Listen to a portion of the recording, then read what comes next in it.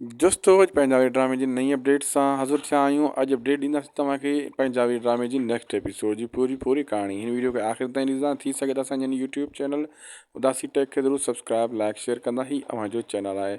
दरअसल दोस्तों पंजाबी ड्रामे अचण वारे एपिसोडनि में हाणे तव्हां ॾिसंदव त चाकर खान खे सांवल वरी कुझु नया राज़ ॿियूं ॻाल्हियूं ॿुधाईंदो ऐं अॻिते माना फाइनल न कंदो। पोइ बि चाकर खान चवंदो मूंखे अॻिते आख़िरी दम ताईं ॿुधाए जेसीं ताईं तूं पुॻो आहे उहो माण्हू केरु आहे। पोइ सांवल चवंदो चाकर खे कुझु अर्सु बर्दाश्त कर, मां तुंहिंजी बर्दाश्त ताईं ॻाल्हियूं ॿुधाए सघां थो, राज़ खोले सघां थो। अगरि तुंहिंजो बर्दाश्त जेका आहे घटि आहे आहिस्ता आहिस्ता मां तोखे ॿुधाईंदुसि, ॾिसंदुमि जिते ताईं बर्दाश्त तूं करे सघे थो ओतिरियूं ॻाल्हियूं तोखे सिर्फ़ु ॿुधाईंदुसि, न त कोन ॿुधाईंदुसि। ऐं चाकर खान चवंदो मूं वटि बर्दाश्त आहे, तूं सिर्फ़ु मूंखे ॿुधाईंदो वञु। अहिड़े हिसाब सां अचण वारे एपिसोडनि में इहे सीन ॾिसण वटां तव्हांखे मिलंदा।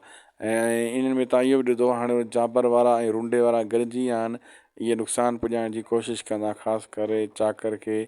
जीअं चाकर जेको आहे तबाह थिए बर्बादु थिए ऐं होॾो रावल खे बि नुक़सानु पुॼाइण जी मतिलबु हू हिकिड़ी कोशिशि कंदा। अॼु जो वीडियो दोस्तों पुॻो पंहिंजी पुॼाणी ते असांखे ॾींदा इजाज़त। मिलंदासीं तव्हां सां नेक्स्ट वीडियो में। थी सघे त असांजे यूट्यूब चैनल उदासी टेक खे ज़रूरु सब्सक्राइब लाइक शेयर कंदा।